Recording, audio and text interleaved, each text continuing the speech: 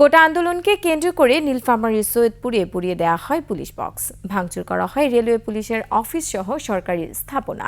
দুর্বৃত্তরা একজন এসআইকে পিটিয়ে ছিনিয়ে নেয় ৬ রাউন্ড গুলিসহ একটি পিস্তল। এসব ঘটনায় 4টি মামলা করেছে পুলিশ।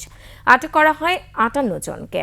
এমন অবস্থায় আন্দোলন সহিংসতা নয়, শান্তিপূর্ণ পরিবেশ চান খেটে খাওয়া সাধারণ মানুষ। নীলফামারী প্রতিনিধি নূর আলম বাবুর তথ্যচিত্রে ডেস্ক রিপোর্ট।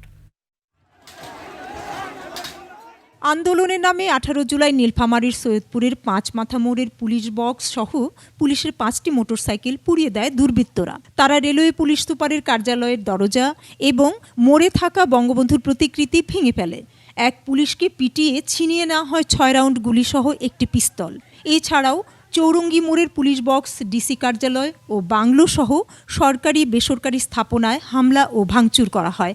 এ সময় আহত হয় পুলিশ ও গণমাধ্যম কর্মী।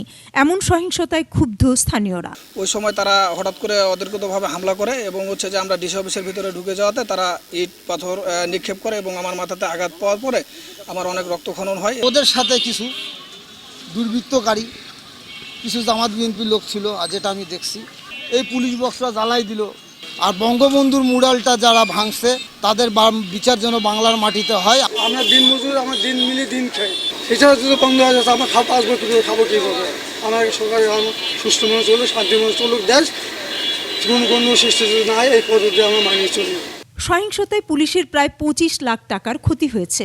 আটক করা হয় 58 নাশকতাকারী। সব মিলে আমাদের এই পর্যন্ত এই দুই জায়গাতে 4টি মামলা হয়েছে। একটি হলো সৈয়দপুর নীলফামারী থানাতে 1টি মামলা এবং এই মামলায় আমাদের অ্যারেস্ট আছে হলো 17 জন। আর নীলফামারী সৈয়দপুরে হয়েছে 3টি মামলা। এই 3টি মামলায় এই পর্যন্ত আমাদের অ্যারেস্ট হয়েছে হচ্ছে 41 জন। এই সর্বমোট আমাদের 58 জন অ্যারেস্ট আছে। এদিকে কয়েকদিনের সহিংসতায় কষ্টে কেটেছে দিনমজুর আর খেটে খাওয়া সাধারণ মানুষের। তাই আর আন্দোলন, সহিংসতা, আতঙ্ক নয়, শান্তি চায় তারা। আমরা এই যে রিক্সাওয়ালা ভ্যানওয়ালা কামাই করি পারি না, 2 মুঠ খাবার পারি না, আমরা এই নীলফামারী এলাকায় আমরা শান্তি চাই। আমরা বউ বাচ্চা নিয়ে একবেলা খাচ্ছি, 2 বেলা না খেয়ে আসি, সেটা তো কেউ আমাদেরকে জিজ্ঞাসা করে নাই যে তোমরা খেয়ে আসো কি না খেয়ে আসো। হ্যাঁ, আমরা তো চাই সুখ আর শান্তি। বনুশ্রী ডলি, ডেস্ক রিপোর্ট, 21শে টেলিভিশন।